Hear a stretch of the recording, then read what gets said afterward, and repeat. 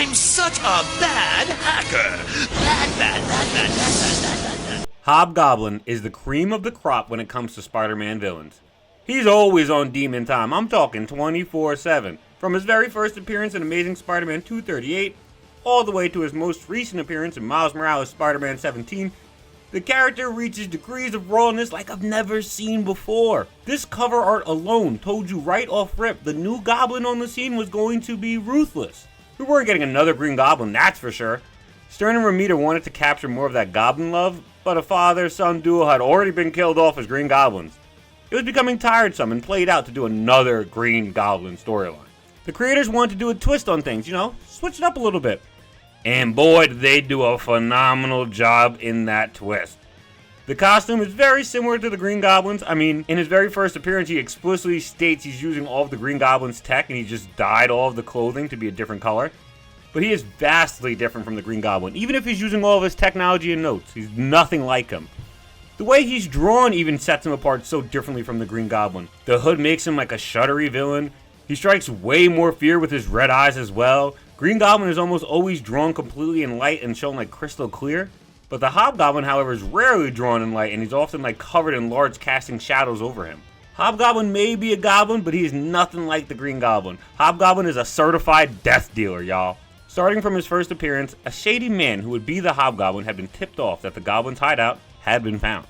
This secretive and shady man checks out the hideout and he finds all of the Goblin's tips, journals, weaponry, costumes, you name it. The guy who would be the Hobgoblin, and the man who tipped him off, spent the rest of the night hitting the rest of the Goblin's hideouts and unloading the van into the Hobgoblin's establishment.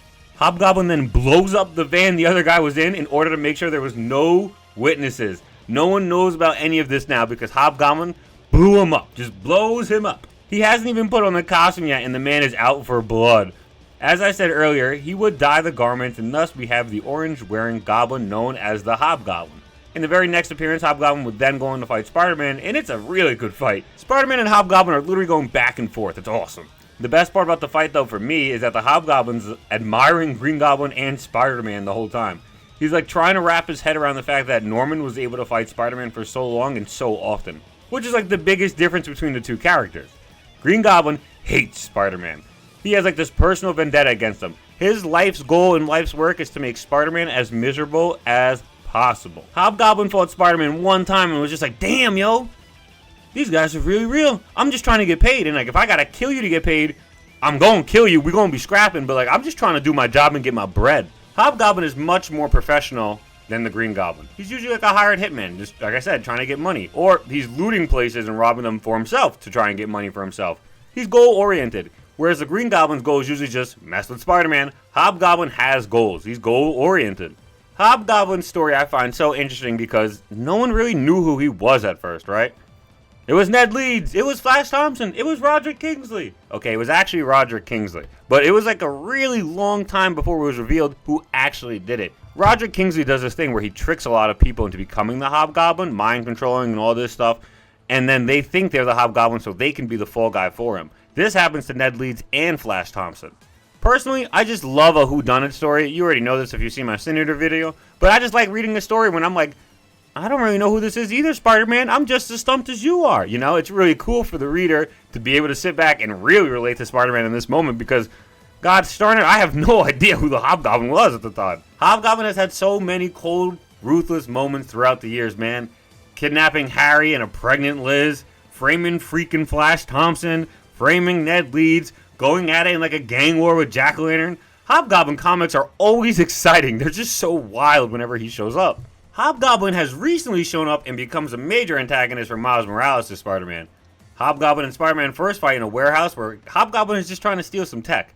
This fight is one of, if not my favorite drawn fight in comics recently. It's giving super manga anime vibes, and I just freaking love it, man. I would kill to have this animated as a short. Just this little fight scene, like this 7 to 13 pages are awesome. It's so brutal. They go back and forth. The dialogue is peak. Miles is pulling out a sword. Hobgoblin's catching the sword. They're throwing bombs. It's crazy.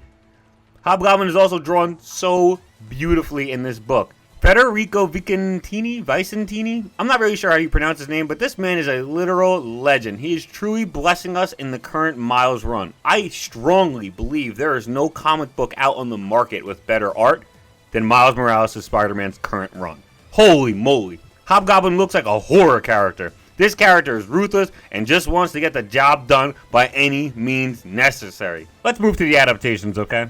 I've talked about Hobgoblin adaptations briefly in another video, but this video is all about the good old Hobby Gobby, so I'm really going to go in depth with it today.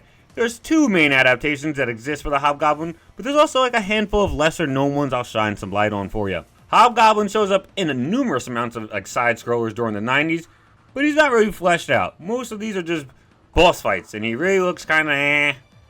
But in the 1993 Spider-Man vs. Kingpin, he actually looks heavily inspired by Todd McFarlane's Hobgoblin. And he just looks awesome in the gameplay, which is really weird for me to say about a game that came out in the 90s because they're all like 16-bit. But 16-bit art is still art nonetheless, and this artwork looks incredible. Seeing comics inspiration in a game just makes me so overjoyed. This game also had cutscenes, which is maybe like the first Spider-Man scene to ever have cutscenes, and I want you all to just watch the Hobgoblin's cutscene, yo. When will you supervillains ever learn? You could have saved yourself a lot of bruises by just handing it over, Hobgoblin. Is this what you came for, Spider-Man?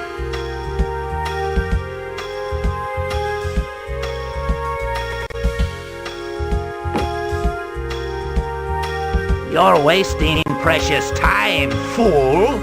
If you want the key, you can fight him for it.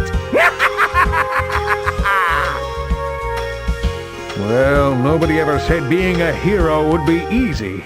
1993 Hobgoblin from Spider-Man vs. Kingpin was actually freaking cool. Hobgoblin is also a villain for Spider-Man 2099 in Shattered Dimensions.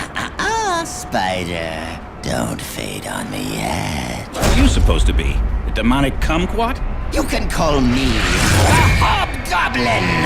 Every Spider-Man needs one. His look isn't really anything like the 616 version, but this is 2099 take, and he looks freaking sick. Again, he's not anything like 616. They did take a lot of liberties with this adaptation, but it's not 616. It's supposed to be 2099. The 2099 flair they give the Hobgoblin is awesome. His mask reminds me of like an Oni. I don't know what this has to do with 2099 future, but it just looks freaking cool. The voice acting is top tier also. It's Steve Blum who voiced the Green Goblin in Spectacular Spider-Man. So the whole wanting to destroy you and take over your empire thing wasn't clear? Could be my favorite Green Goblin voice actor ever. And he does a phenomenal job with his lines as the Hobgoblin as well. The fight sequences when you're fighting Hobgoblin falling down what feels like endless floors is just so fire. It's hard to top this, yo. These buildings were tall, like really tall. All in all, the Hobgoblin doesn't get much characterization in this game. He's a boss fight, and he's got a great voice acting, and he looks cool. He has psionic powers in 2099, which is cool. It's not accurate at all, but it's definitely a cool twist for a 2099 version of Hobgoblin. In his introduction, he does say, "I'm the Hobgoblin, every Spider-Man needs one," which I thought was a bit weird because Hobgoblin doesn't usually see himself as like a foil to Spider-Man. Hobgoblin doesn't really hunt Spider-Man down if it's not really a part of him getting paid.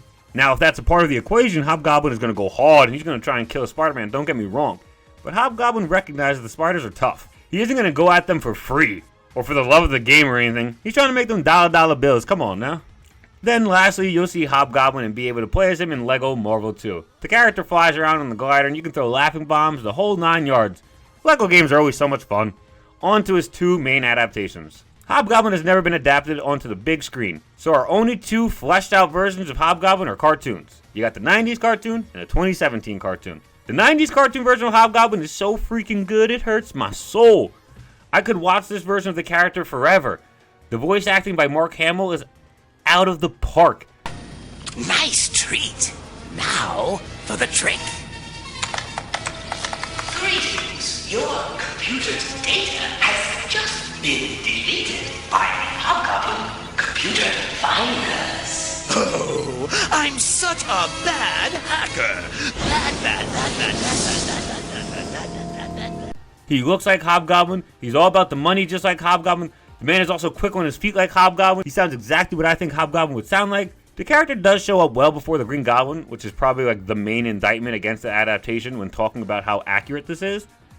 In the comics, Hobgoblin literally only becomes Hobgoblin because Roderick Kingsley manages to get a hold of the Green Goblin's technology, research, and notes. Not having this completely changes the character's origin story quite a bit, and this show definitely doesn't get points in terms of adaptations for that. It's even worse when you find out why he appears first. He actually only appeared before the Green Goblin because Avi Arad, one of the worst people associated with the Spider-Man IP, was one of the head producers of this show.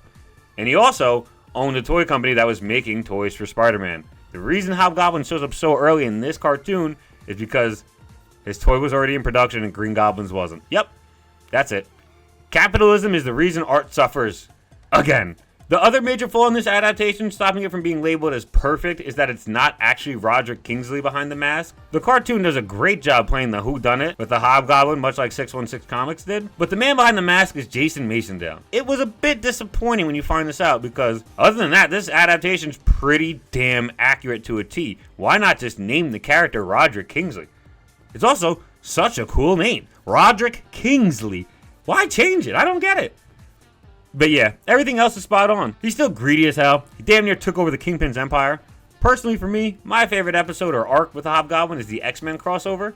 I just love how much of a menace he is the entire time. Whether it's almost being blown up and his first words out of his mouth are talking about how his pay has gone up, hacking somebody's computer with the virus, or just him trying to kill Spider-Man and Wolverine when he sees them in the midst of another job. It's just so funny. Man's like, damn, I could solve the spider problem pretty easily while he's distracted.